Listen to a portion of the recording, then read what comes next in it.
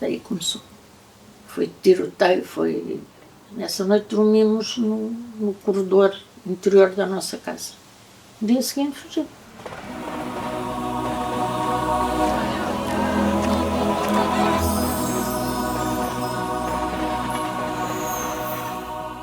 Foi uma vida feliz. Então tinha tudo, pá. Eu sou a única menina na família. Eu não precisava de pedir nada, eu só dizia que gostava. Tive tudo quanto podem imaginar de brinquedos. Tinha uma néni que tomava conta de nós na Rodésia. Depois viemos para Moçambique. Aí é que foi mais difícil, porque foi a adaptação da língua inglesa para a língua portuguesa.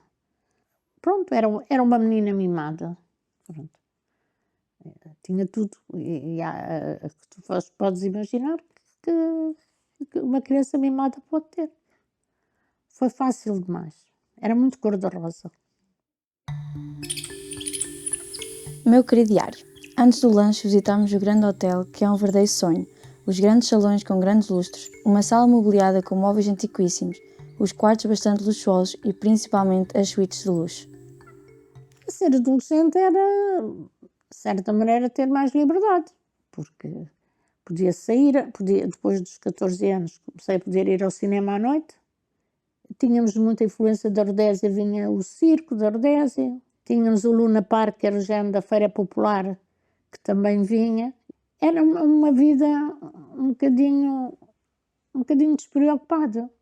Recordo-me de me ter apaixonado assim, uma paixão fantástica e quase fora de série pela zona de Vila Junqueiro, que é o Grua. Porque aquilo era assim, era tudo montanhas, feito em socalcos como é o Douro. O chá, tudo cortadinho certinho.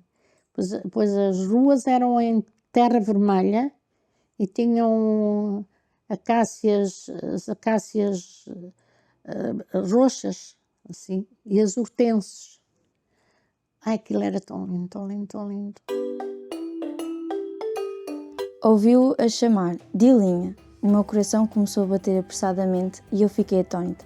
Somente passado alguns segundos consegui dizer nervosamente, olá, és tu Zé Manuel. O Zé é aquele amor, o primeiro amor da adolescência, aquele amigo.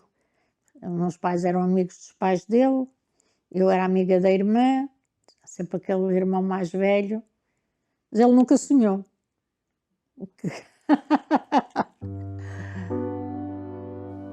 Querido amigo, tive a maior desilusão que poderia imaginar. Ele voltou, mas nada do que havia sonhado se passou.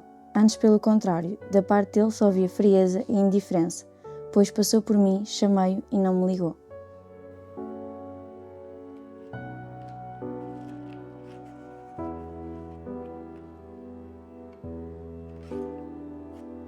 Algumas páginas são molhadas com as lágrimas, quando morreu a minha mãe, onde tinha um desgosto. Era muito romântica.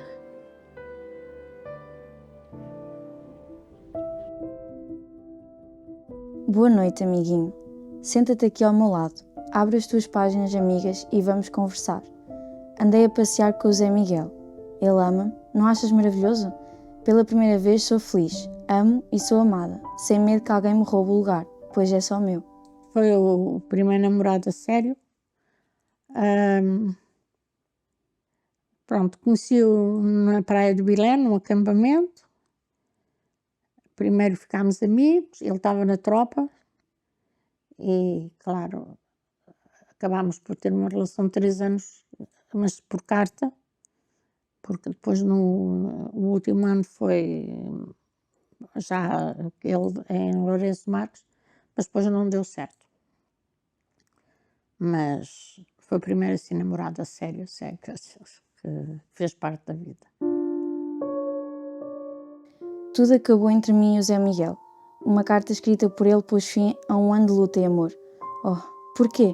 Nunca imaginei que tal acontecesse. Queria morrer.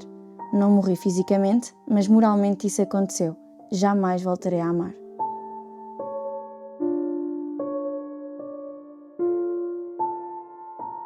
Olá, amigo. Desde a primeira vez que o meu coração despertou para amar que só tenho colhido desilusões.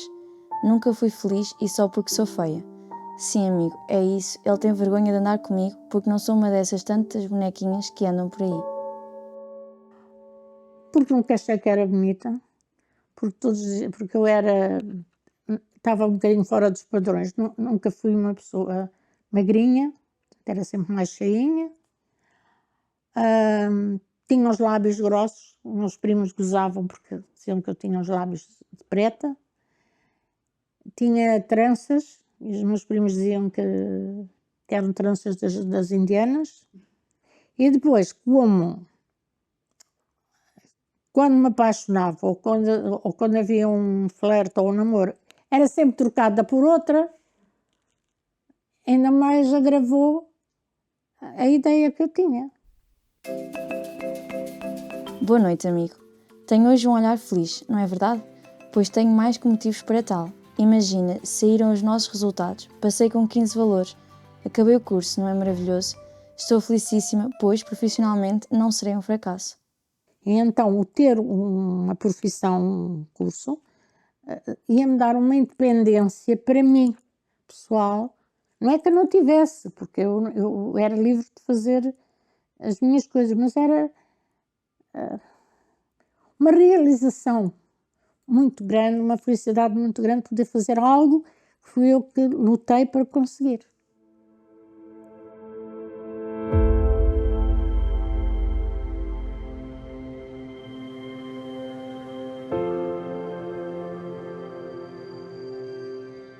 Eu, pessoalmente, fisicamente, só senti a guerra no fim, quando fugia. Viver a guerra. Eu tinha um namorado na guerra, na zona de combate. Trocávamos correspondência. Sabíamos que havia, mas assim diretamente nunca passei nenhuma situação assim problemática. Sabia que havia que combater, sabia que morriam rapazes. Era difícil para todos, porque ninguém quer saber que um filho, que um irmão nosso, ou um primo, ou um amigo que morreu aos 20 anos, aos 20 e poucos anos, não é? E depois também tinha a minha mãe, que era socorrista e que trabalhou no hospital militar, portanto tinha noção de que, pronto, havia muitos feridos, havia muitos rapazes que não tinham pé, ficavam mutilados para o resto da vida e pronto. Mas assim, sentir a guerra, sentir aquele medo de sentir as armas a disparar, foi só mesmo na altura em que fugi de Moçambique. Mais um dia nesta constante emoção. Não abandonei o rádio todo o dia. O movimento corre vertiginosamente. Todo o mundo à escuta. Não podes imaginar as sensações que nós passamos, a ansiedade de cada minuto. Aquilo começou no dia 7. Foi quando foi assinado o Acordo de Lusaka. E então houve uma revolta, porque andaram a Frali mandou arrastar a bandeira portuguesa pelas ruas de Lourenço Marques, e houve um grupo de pessoas que invadiram o Rádio Clube e começaram a alertar que se estava a passar. E isso foi o alerta que nos levou a salvarmos a vida. Porque se não tem havido a revolta do 7 de setembro, a ocupação da rádio, quer rádio em Lourenço Marques, quer na Beira, que eram as cidades principais, nós tínhamos morrido todos. Tudo começou terça-feira, dia 10 de setembro, quando ao meio-dia um movimento foi derrubado. A partir dessa hora, o céu calmo de Lourenço Marques foi perturbado pelo disparo de metralhadoras e granadas. Passámos uma noite de sobressalto e no dia seguinte vimos, em cada olhar dos negros, ódio. Nós fomos avisados que a nossa casa ia ser atacada, íamos para almoçar, o almoço ficou na mesa, nós saímos de casa e até hoje. A nossa casa depois foi atacada Ai, isso, o que veio tinha 22 anos, se disser, vocês vão se rir, porque quem é que com 22 anos leva num saco os diários, uma boneca, que era com quem eu dormia, e uma escova de cabelo. Não é nada. E a roupa de corpo. Mais nada. Foi então que o papá tomou a decisão de abandonar a casa e fugir antes que fosse tarde. Não imaginas quanto me custou abandonar o meu lar, onde havia tantas recordações, mas acima de tudo estava em jogo a nossa vida e só isso nos interessava salvar. Nessa altura, quando a minha mãe olhou para trás e viu que Moçambique ficava, a minha mãe sentou-se no chão e chorou e disse: acabei de perder tudo na vida. Aí foi quando eu tive o choque maior. Chegámos a Buane e fomos todos revistados como vulgares contrabandistas. Depois de uma demorada inspeção, organizámos uma caravana para partirmos rumo à fronteira. Finalmente partimos. A tropa recusou-se a dar-nos escolta e arriscando partimos rumo à fronteira. Cada minuto, cada receio. Por vezes a caravana parava e esperávamos o pior, mas felizmente estava a avançar. O avô tinha 80 e muitos anos. O meu avô foi para a África com 18 anos. Era a terra dele. E sentirmos que tudo quanto a gente fez, tudo quanto a gente tinha, tudo quanto nós idealizámos, tinha acabado. Tu não sabias o que é que ia acontecer no próximo passo que ias dar. Pronto, foi como se tivéssemos sido arrancados. Eu costumo dizer que me senti uma planta arrancada do meu jardim, espetaram comigo num vaso, onde eu estou até hoje. Olha, quer que eu diga o que é que mais me falta? Faz? É o Mainato. Que era quem me passava a roubar ferro. Tenho muitas saudades dele. Tenho muitas saudades dele. Tenho saudades da África, tenho saudades do cheiro da terra molhada, tenho saudades do nascer do sol, do pôr do sol. Depois de uma discussão, apareceu alguém que nos disse para passarmos pelos arames para o outro lado da fronteira. E assim, ajudando ora a avó, ora a mamã, ora uma criança, cheguei aos arames. Não imaginas como custou ver a minha avó, tão velhinha, quase rastejando para passar, e quando estendi os braços para neles receber um bebê com 1 mês. Foi muito complicado. Ter a sensação, depois de passar a fronteira,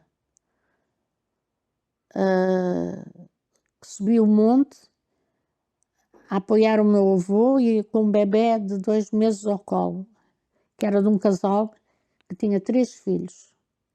Isto marcou-me porque eram 2 crianças pequeninas, uma andava, a outra devia ter 1 ano e tinha um bebê que tinha acabado de nascer, era mesmo pequenino. E isto marcou-me porque a pequenita mais velha estava cansada a subir a rampa que a gente tinha que passar e pediu o colo. Mas a mãe já levava o bebê, o pai levava-o do meio, não podiam levar. E eu disse: olha, se confiarem em mim, eu tenho um braço solto, eu posso levar o bebê. E o senhor pode pegar na menina. Cheguei ao outro lado da fronteira, a Komati Port, onde nos esperavam de braços abertos. Fomos levados para um colégio, onde, esquecendo de mim própria com um sorriso nos lábios, ajudei todos quanto pude. Passando 1 hora, fomos para o comboio que nos levava a Nelspruit. Cada um gritava por seu lado, as pessoas à nossa volta, cada um chorava por seu lado. E eu, nessa altura, nem me dei ao trabalho de pensar, eu já tinha perdido tudo. Tinha acabado com uma relação amorosa de 3 anos, só faltava marcar a data de casamento. Tinha acabado de perder a minha profissão, o meu emprego, não sabia o que é que eu ia fazer. E tudo que tínhamos. Eu via o meu pai, a minha mãe, o meu avô, a minha avó, não víamos futuro, quer dizer. Deviam ser umas 7 horas quando apareceram novamente os polícias, mas desta vez com um moço alto, muito giro, mas muito convencido. A mãe achou-o parecido ao Mário, mas eu só comentei: é muito lindo, é pena ser um parvo como todos. Olha, ele era muito bonito, ele é bonito. Era muito alto, 1,90 m, simpático, e realmente eu achei que ele era bonito, mas eu pensei que também que ele era convencido. Não sei, se calhar eu reparei nele, não sei se ele reparou em mim na altura, mas se calhar já era o destino a aproximar-nos, mas eu não queria reconhecer isso. Eu sei que ele era mesmo bonito, mas Descobri que o meu companheiro de trabalho era o lindo do comboio. Chama-se Ezequiel e mostrou-se bastante simpático, e aos poucos a impressão que tinha sobre ele ser convencido foi desaparecendo. Quando a noite cobriu o acampamento, havia nascido uma bela amizade entre nós. no fim ele veio atrás de mim, eu prendi-o, sem querer. Ele disse que foi pela maneira como eu ajudava, como eu acarinhava as pessoas, as crianças, as pessoas à minha volta. Não sei explicar, dizem que não existe amor à primeira vista. Existe. Existe, porque são sentimentos, porque ele conheceu-me na sexta-feira, trabalhou comigo na sexta-feira, e no sábado disse ao pé do meu pai que ia casar comigo. Portanto, é porque existiu alguma coisa que nos uniu. Mas foi o viver da dor e da perca, o cuidado pelos outros que nos aproximam. Chegado ao acampamento, comecei a trabalhar na cozinha. Andei de um lado para o outro, fui falar ao microfone e assim passei o primeiro dia no acampamento. No segundo dia, deram comprimidos para o paludismo e fui até à Cruz Vermelha. Chegámos a estar 3.000 pessoas no acampamento. E eles fizeram o que puderam, traziam aqueles colchões da tropa, com aqueles cobertores cinzentos, não havia almofadas, não havia nada. Eles deram o que puderam, disponibilizaram, o campo estava já numa feira agrícola, eram os pavilhões da feira agrícola que serviam de camaratas. E pronto, foi complicado, o sofrimento era muito. Fui até à Cruz Vermelha para pedir ao pai que me desse os comprimidos para levar aos meus do grupo, pois havíamos juntado um grupo de pessoas antigos companheiros do Machibombo da Matola. Um moço que me conhecia de eu ler na igreja tinha fugido a pé de Lourenço Marques até Ressano Garcia, até chegar à fronteira. Só tinha a parte de cima dos sapatos. As solas tinham desaparecido. Foi preciso cortar os sapatos para lhe tirar, para poder tratar os pés. Houve outro senhor que nos apareceu lá, que ele acompanhou ao hospital, que também vinha com os sapatos cheios de sangue, tinha levado um tiro e veio a sangrar até chegar ali. Houve uma pequenita que o Ezequiel também acompanhou ao hospital, que conhecia, esteve 2 dias em cima de uma árvore com o pai, a miúda tinha 5 anos.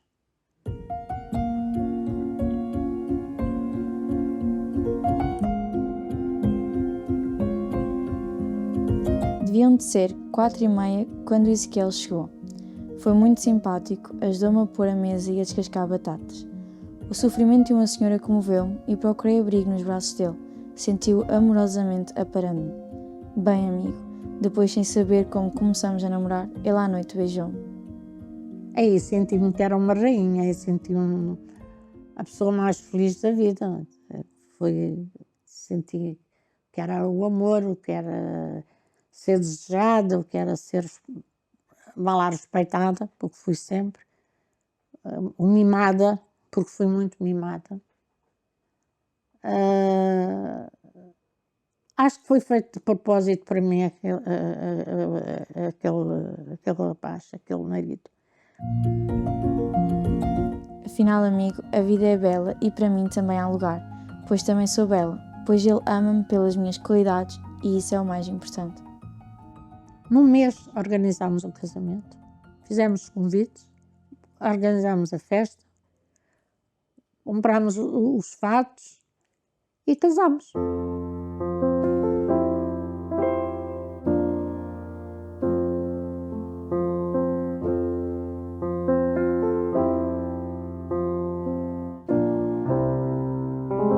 Pronto, foi o amor, foi uma paixão, também tivemos momentos maus, também tivemos muitas dificuldades, mas soubemos resolvê-las com amor, com carinho, com compreensão,